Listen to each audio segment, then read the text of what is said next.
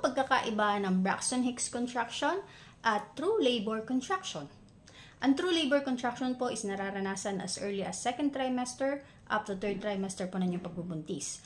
Ang true labor contraction po is pwedeng maranasan within 37 weeks to 42 weeks po ng inyong pagbubuntis. When it comes to pain naman po, ang Braxton Hicks contraction po is wala po yung pain or no pain po ang contraction na mararanasan ninyo.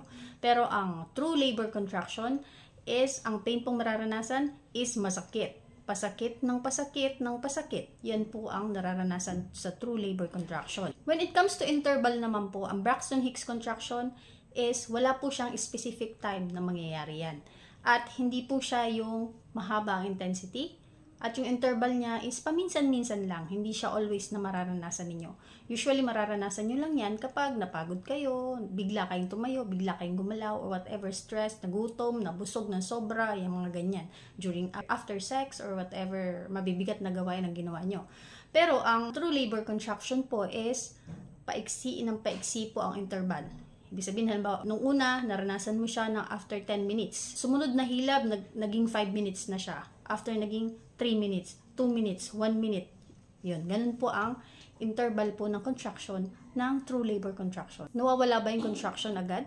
Sa Braxton Hicks contraction po, once na nagkaroon po kayo ng contraction, gumalaw kayo, tumayo kayo, kumilis kayo, magbago kayo ng position, nawawala po yung paghilab-hilab na yan. Pero sa true labor contraction, yung contraction po na yan is kahit ano pong gawin niyo, basta humilab siya at sumakit, pa-intense po yan ang pa-intense. Kahit ano pong gawin niyo, maglakad kayo, tumuwad kayo, tumambling kayo dyan, magsayaw kayo dyan, hindi po nawawala yung pain at mas lalo pa pong sumasakit. Yun po ang nararamdaman sa true labor contraction. Anong dapat gawin? Sa Braxton Hicks contraction, you need to relax lang. Just relax, chill, and mag-change lang kayo ng position. Sa true labor contraction, kapag po yun na naranasan ninyo, pumunta na po kayo sa paanakan, sa hospital po na pag-aanakan ninyo, at baka kailangan i-admit na kayo at baka kayo manganak na anytime soon. So, yun lang po. Sana nakatulong ang ating video.